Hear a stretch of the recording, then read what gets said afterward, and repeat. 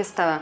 Bueno, yo sí era niña actriz, hacía películas, venía de hacer El Rey de los Gorilas y La Muñeca Perversa. Y en aquel entonces estaba haciendo una telenovela. Entonces sí era mi quehacer y me encantaba. En aquel entonces hice casting. Y yo hago una mexicana, pues esta mexicana casada con un español,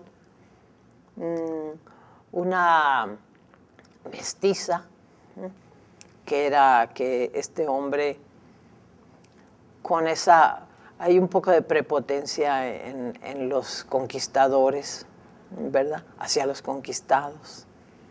Una cosa así que siempre le tenía yo un poco de, pues no rencor precisamente, pero un poco de coraje, así, de ese coraje sencillito, ¿no? Al señor de la casa. Pues sí, es una fichita.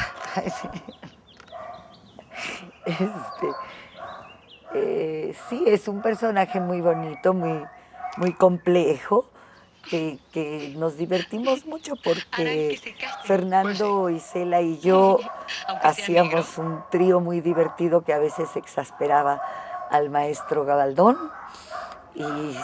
pero pues nos tenía que aguantar porque veía que después cuando él decía silencio, nosotros todos trabajábamos muy profesionalmente. Recuerdo el proceso de selección del casting porque tenía mucho que ver con que estábamos haciendo infancias y teníamos que parecernos un poco al actor, a la actriz que nos hacía de adultos.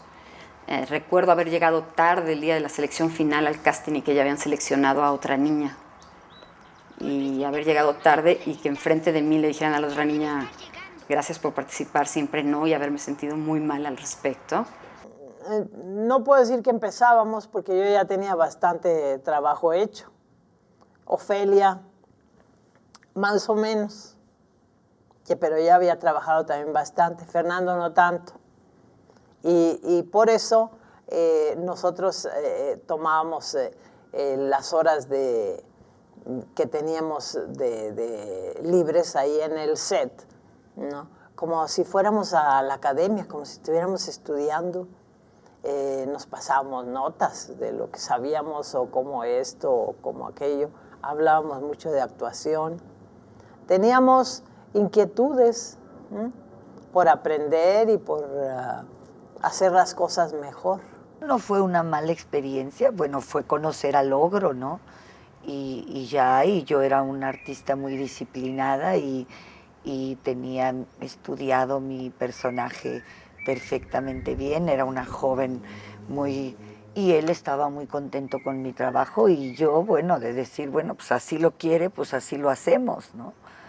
Y todos hacíamos nuestro mejor esfuerzo. Es que nunca he usado zapatos. Estábamos en una situación económica un poco difícil, mi mamá empezó a hacer stand-up y yo la acompañaba a todos lados. Y yo empecé a decir, es que yo quiero hacer esto. Y en ese entonces sí, pues como que el dinero caía bien, a mí me encantaba hacerlo. Y fue una pequeña época, probablemente unos 4 años en los que hice cine y televisión y teatro y era yo bastante feliz. Y justo después de esta película, mi madre se volvió a casar y ya pues dejó de tener la necesidad económica, pero más que eso ya pues se casó con un hombre donde no era como muy bien visto que los niños trabajaran, punto, menos en la televisión o en el cine, entonces me hicieron un retiro involuntario por muchos años. Y después pues él me volvió a llamar para El Hombre de los Hongos y con mucho gusto acepté, porque igualmente era una historia bien escrita y personajes bien construidos. Y venía Adolfo Marsillá, que estaba mi gran amiga Isela Vega, y hicimos muy buena relación amistosa fuera de las horas de trabajo con Fernando Allende y con Sandra, y mi hermano Ernesto Medina, que venía a visitarme, y Marsillá, que fue muy, muy bonito. Entonces se hacían muchas películas al año. Yo trabajaba bastante y pues a mí me interesó mucho trabajar con Gabaldón, ¿no? Por su trayectoria que yo conocía, nada más conocía La Rosa Blanca, Macario también. No conocía muchas de sus películas, pero sabía de él y había leído sobre sus películas y todo eso. Y pues me atraía mucho. Don Roberto era un ogro, era un hombre, tal vez, ahora entiendo que tal vez era tímido, tal vez era introvertido, eso era. Hablaba muy poco y era muy mal encarado y muy autoritario. Era como lo representativo del cine viejo. De él me acuerdo poco, me acuerdo así como un señor un poco gritón y nervioso, ¿no? Neurótico. Pues fue una experiencia trabajar con Roberto Gabaldón, mira, porque era bien cascarrabias. Era rígido y todo se tenía que hacer muy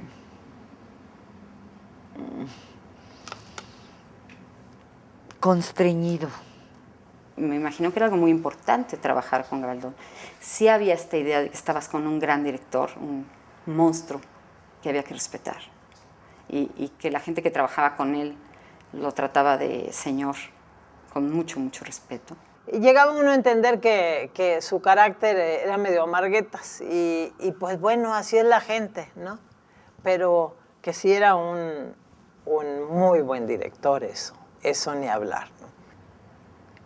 Nunca fue grosero, sino era malhumorado, mas no soez ni grosero jamás, ni nos faltó al respeto nunca. Pero sí era una distancia tremenda.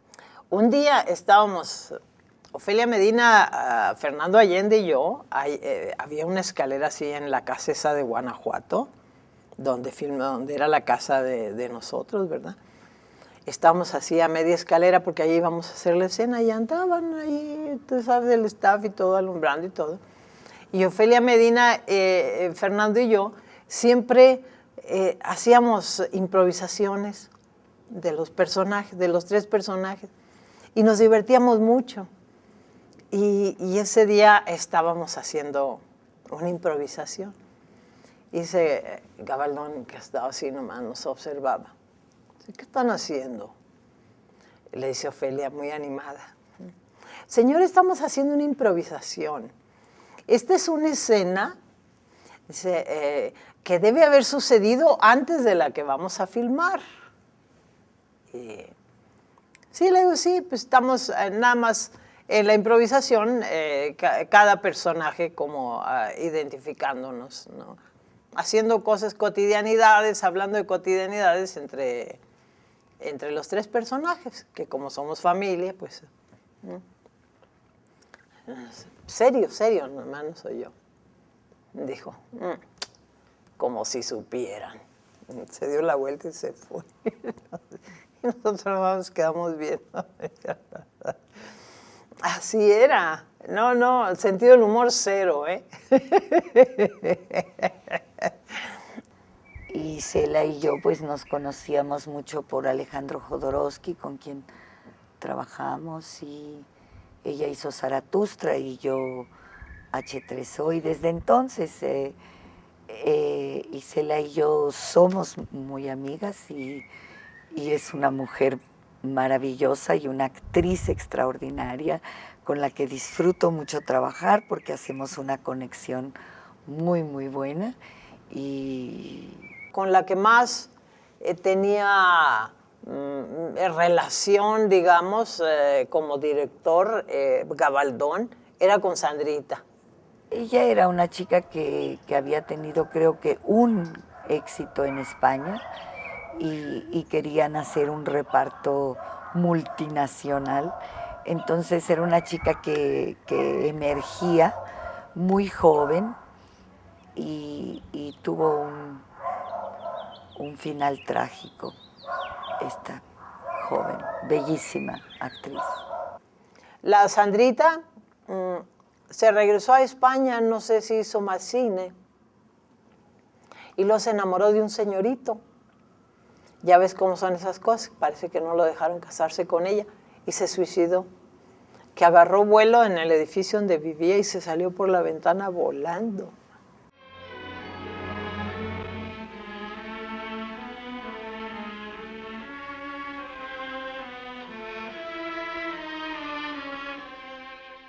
Me enteré después que se había suicidado y fue como muy triste, ¿no? Porque era una chica muy bella y era cálida. Y sí, me enteré que se había suicidado en España, unos años después. Salía de mi papá. Ay, a la Ofelia cómo le gustaba Marcillac. Y yo no siempre he sido de, a mí me gustan más jóvenes que yo más viejo que yo, no, ¿para qué lo quiero? Pero a ella le gustan los hombres maduros y mayores. Y le decía, ¿de veras, Ofe? Ay, es divino, decía la Ofe, ay, divino. Pues encantador, un hombre que representa el teatro, el buen teatro español, y un artista que, bueno, ha hecho poco cine, pero siempre muy bien, y un actor, más que un actor, él es un director, un dramaturgo, un hombre del espectáculo, del cine, del teatro, interesantísimo. Pero ¿cómo, hija? Es tu padre. Así cotorreamos. No, mientras más complejo es un personaje, más me interesa, y más tiene uno recursos para hacerlo interesante, rico, y lo bueno en esta película y en las que hice en esa época es que nosotros no buscábamos un lucimiento personal, ¿no? Yo robarme la escena, yo estar más, sino con Isela, con Marcillac, pues estábamos realmente jugando, actuar, a generar una atmósfera, no solo a yo estar muy bien, ¿no? Sino la generación de atmósferas, que es lo más rico en nuestra profesión. En esos tiempos escogías de los libretos que mandaban para ver si uno quería hacer una película, escogías el menos peor. Pero este libreto era muy bueno, ¿no? Había unos muy buenos y la mayoría no eran nada buenos. Bueno, veo que también hay un guión bastante sólido e interesante y que tenía como una propuesta social. Antirracista y anticlasista también, donde sí están hablando de una perversidad que se va metiendo en el interior de la familia, en el interior de estos hermanos, donde acaban muy mal todos, ¿no? Entonces me da la impresión que sí es una tragedia hecha en cine de una manera bastante bien, ¿no? Hecha, o sea, con mucho profesionalismo. Teníamos toda esa idea, ¿verdad?, de que era un trabajo importante. Uh-huh. Entonces sí sabía yo que había estas escenas fuertes, sí sabía que había escenas de incesto, sí conocía yo el final de la película, que no lo he visto, pero sé que al final se come a la chica, la pantera. Vi cómo hicieron esa escena, ¿no? Entonces conocía como el efecto especial que utilizaron para la escena donde le brinca la pantera encima.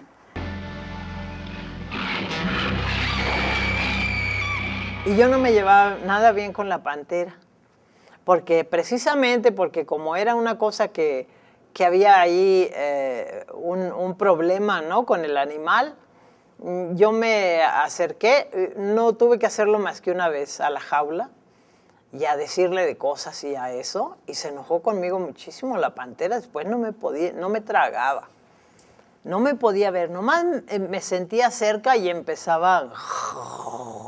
Ay, claro, por supuesto que le tenía terror, no me acercaba, pero ni a 10 metros, ¿no? Pues para mí era como trabajar con un perro, ¿no? viéndolo a distancia, pienso que pues ese perro se pudo haber vuelto loco y arrancado un brazo en cualquier momento. Y eran Se dos llama panteras, la que estaba de mejor humor era la que trabajaba, una se llamaba Casios, la otra se llamaba Zafiro, y entonces era, pues no sé, era como muy riesgoso, pero había una ingenuidad en la época, donde no pensabas que te podía pasar algo malo. Y lo más que recuerdo es esa secuencia donde está la gran fiesta, que sí había mucha gente, entonces las panteras estaban muy nerviosas y sacaban del set a los papás de los niños, ¿no? Para que los niños trabajáramos con la pantera.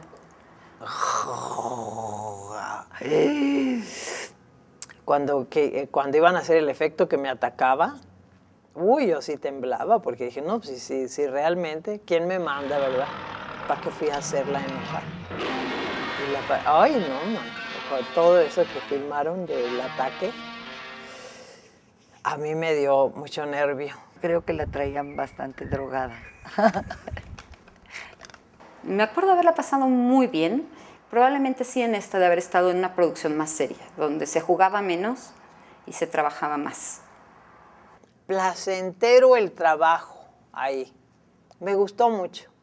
Sobre todo hacer equipo con Fernando y con Ofelia, que ya con Ofelia había hecho yo mi primer estelar en Las Pirañas Aman en Cuaresma, que era mi hija. Fue una filmación muy agradable porque filmar allá en Guanajuato, en esta hacienda, y era un lugar muy agradable para trabajar. Pero estuvimos aproximadamente 2 meses o 3 meses filmando. Filmamos en Cuautla, estuvimos en Guanajuato un muy buen rato. Guanajuato, un pueblo divino, maravilloso, que pues ahí se ve precioso, ¿no? La hacienda, todo, las locaciones, todo estaba, tenía mucho, era un épico así, muy esplendoroso. Creo que a nivel presupuestal esta era una producción más importante. Tengo esa sensación. Sí, mucho vestuario, por supuesto, de época, que ya con eso, ya cuando te metes en una producción con época, ya hay cuidado, te están creciendo los costos, ¿no? Porque sí, porque hay que recrear otra vez eso. Una película de época en México siempre ha sido muy riesgoso, pero creo que Lucille hizo un trabajo realmente lindo, entonado, la época muy goyesca, ¿no? Está muy inspirado en los tonos de Goya. El vestuario era muy complicado y el peinado era muy complicado, y ahora que vi las secuencias dije, sí, o sea, hay ahí no macha un peinado con el otro, porque los niños, pues como éramos, en cualquier momento nos soltaban, nos íbamos a jugar y ya estábamos todos despeinados a la hora que se hacía la toma y ese tipo de cosas. Era el rey del encuadre. Esa era otra de las cosas que decíamos. ¿No viste? Saca puros muebles, nosotros por allá chiquitos, y nos sacaba toda la residencia, y por allá nos veíamos los monitos. Pero sí era un cine con ambición artística. Y eso lo hace, me parece interesante, y interesante de verlo ahora, ¿no? Yo creo que esto es lo que origina el cine de autor que tenemos hoy día. Seguramente espero que los directores tengan ese referente. Mira, para mí el cine guarda un tesoro de historia, ¿verdad? El cine es representativo de su momento, de su espacio, te cuenta cómo vivía la gente en un tiempo determinado, que no es el hoy, te cuenta cómo era la moda, te dice cómo eran las costumbres, cómo se dirigían, cómo se interrelacionaban los personajes. Creo que viéndola actualmente que todavía podemos relacionarnos. O sea, que es una película que podría ser un clásico en ese sentido, porque todavía nos podemos relacionar con este México clasista, este México que los indios son objetos y que no acabamos, aunque seamos mestizos todos, como de integrarnos en ese sentido, ¿no? Por eso es importante una película como El hombre de los hongos, porque te enseña una historia de nuestro país en un tiempo determinado, ¿verdad?